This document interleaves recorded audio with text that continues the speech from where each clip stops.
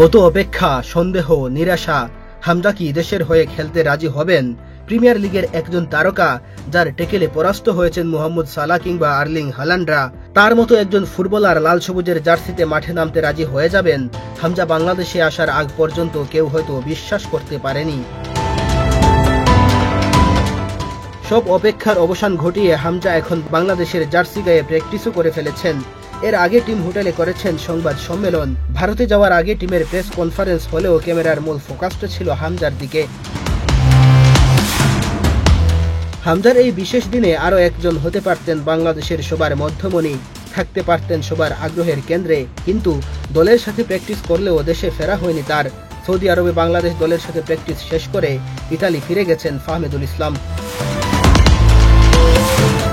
ফাহমেদুলের এমন চলে যাওয়া নিয়ে শুরু হয়েছে নানা আলোচনা সমালোচনা।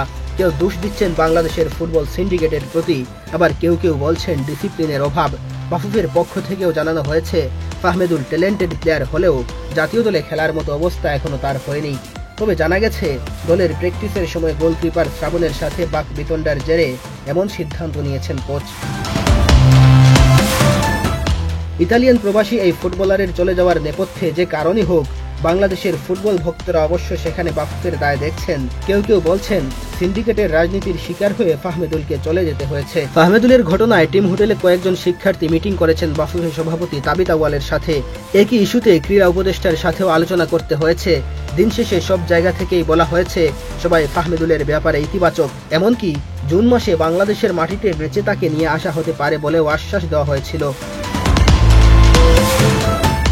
বাফুফে কিংবা ফুটবল কর্তাদের থেকে এই ইস্যুতে কথা বললেও সন্তুষ্ট হতে পারেননি ফুটবল ভক্তরা। তাদের আন্দোলনের রেশ পৌঁছেছে বসুন্ধরা কিংস এরেনা মাঠে। হামজা চৌধুরী যখন দলের সাথে প্র্যাকটিস করলেন, তখন গ্যালারিতে এসেছিলেন দর্শকেরা। সেখানেও তারা ফাহমেদুলের পক্ষে স্লোগান দিতে থাকেন। হামজার সাথে ফাহমেদুলের দলে সংযুক্তি, সেই সাথে প্র্যাকটিস ম্যাচেই ইতালিয়ান প্রবাসী এই ফুটবলারের হ্যাট্রিক, যার কারণে নতুন করে বড় কিছুর স্বপ্ন দেখেছিলেন বাংলাদেশের ফুটবল ভক্তরা। তবে আপাতত তাদের সেই স্বপ্ন পূরণ হয়নি, কিন্তু শিগগিরই একই সাথে হামজা আর ফাহমেদুলকে দেখা যেতে পারে লাল সবুজের জার্সিতে, সেই প্রত্যাশায় দেশের ফুটবল ভক্তরা। মেহেদী হাসান তালহা, বাংলাদেশ প্রতিদিন।